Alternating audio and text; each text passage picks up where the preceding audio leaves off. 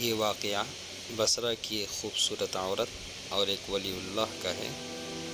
لکھا ہے بصرہ میں ایک انتہائی حسین و جمیل عورت رہا کرتی تھی۔ لوگ اسے شعوانہ کے نام سے جانتے تھے۔ ظاہری حسن و جمال کے ساتھ ساتھ اس کی آواز بھی بہت خوبصورت تھی۔ اپنی خوبصورت آواز کی وجہ سے وہ کاسیکی اور نوحہ گری میں مشہور تھی۔ بصرہ شہر میں خوشی اور غمی کی کوئی مجلس اس کے بغیر ادھوری تصور کی جاتی تھی۔ یہی وجہ تھی کہ شعوانہ کے پاس بہت مال و دولت جمع ہو گیا تھا۔ بصرہ شہر میں فسق و فجور کے حوالے سے اس کی مثال دی جاتی تھی۔ شعوانہ بہت مشہور عورت تھی۔ شعوانہ کا رہن سہن امیر لوگوں کے جیسا تھا۔ وہ بہت قیمتی لباس بدن پر اوڑھا کرتی تھی اور بہت سارے زیورات سے بنی سوری رہتی تھی۔ ایک دن وہ اپنی رومی اور ترکی کنیزوں کے ساتھ کہیں جا رہی تھی۔ راستے میں اس کا گزر حضرت صالح المری علیہ الرحمہ کے گھر کے قریب سے ہوا۔ حضرت صالح المری اللہ رب العزت کے برگزیدہ بندوں میں سے تھے۔ حضرت صالح المری باعمل عالم دین اور عابد اور زاہد تھے۔ آپ اپنے گھر میں لوگوں کو وعظ ارشاد فرمایا کرتے تھے۔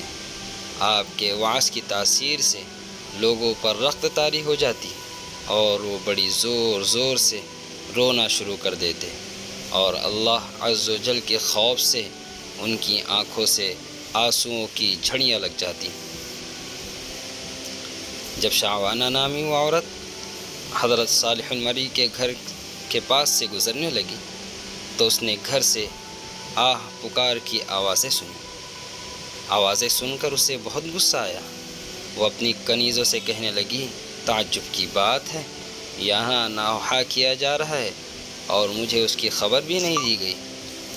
پھر اس نے ایک خادمہ کو گھر کے حالات معلوم کرنے کے لیے اندر بھیج دیا۔ وہ خادمہ اندر گئی اور اندر کے حالات دیکھ کر اس پر بھی اللہ رب العزت کا خوف طاری ہو گیا اور وہ وہیں بیٹھ گئی۔ جب وہ واپس نہیں آئی تو شعوانہ نے اپنی دوسری کنیزہ کو اندر بھیجا، وہ بھی وہیں بیٹھ گئی، اور پھر تیسری کنیزہ کو اندر بھیجا، وہ بھی واپس نہیں لوٹی۔ شعوانہ نے اپنی چوتھی خادمہ کو اندر بھیجا جو تھوڑی دیر بعد واپس لوٹ آئی، اور اس نے بتایا کہ گھر میں کسی کے مرنے پر ماتم نہیں ہو رہا، بلکہ لوگ اپنے گناہوں پر آہ گزاری کی جا رہی ہے۔ لوگ اپنے گناہوں کی وجہ سے اللہ رب العزت کے خوف سے رو رہے ہیں۔ شعوانہ جب یہ سنی تو ہنس پڑی اور ان کا مذاق اڑانے کی نیت سے گھر کے اندر داخل ہو گئی، لیکن قدرت کو کچھ اور ہی منظور تھا۔ جو ہی وہ اندر داخل ہوئی، اللہ رب العزت نے اس کے دل کو پھیر دیا۔ جب اس نے حضرت صالح المری علیہ الرحمہ کو دیکھا تو دل میں شعوانہ نے کہنے لگی، افسوس، میری تو ساری عمر ضائع ہو گئی، میں نے انمول زندگی گناہوں میں گزار دی، وہ میرے گناہوں کو کیوں معاف کرے گا؟ انہی حالات سے پریشان ہو کر اس نے حضرت صالح المری علیہ الرحمہ سے پوچھا، اے امام المسلمین، کیا اللہ رب العزت نافرمانوں اور سرکشوں کے گناہوں کو بھی معاف فرما دیتے ہیں؟ آپ نے فرمایا، جی ہاں، یہ وعظ، نصیحت اور وعدے وعید میں سب انہی کے لیے تو لیتا ہوں تاکہ وہ سیدھے راستے پر آ جائیں۔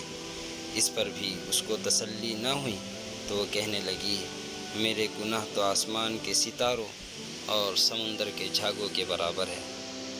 حضرت صالح المری نے فرمایا، کوئی بات نہیں، اگر تیرے گناہ شعوانہ سے بھی زیادہ ہوں تو بھی اللہ رب العزت کے لیے معمولی سی بات ہے، اللہ بے شک معاف فرما دے گی۔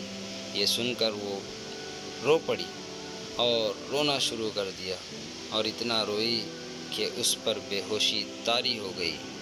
شعوانہ بے ہوش ہو کر گر پڑی۔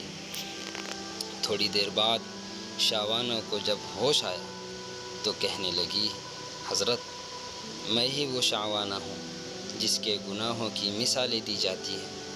پھر شعوانہ نے اپنا قیمتی لباس اور زیورات کو اتارا اور سادہ لباس پہن لیا، اور گناہوں سے کمایا ہوا سارا مال غریبوں میں تقسیم کر دیا، اور اپنے تمام غلاموں اور خادموں کو بھی آزاد کر دیا،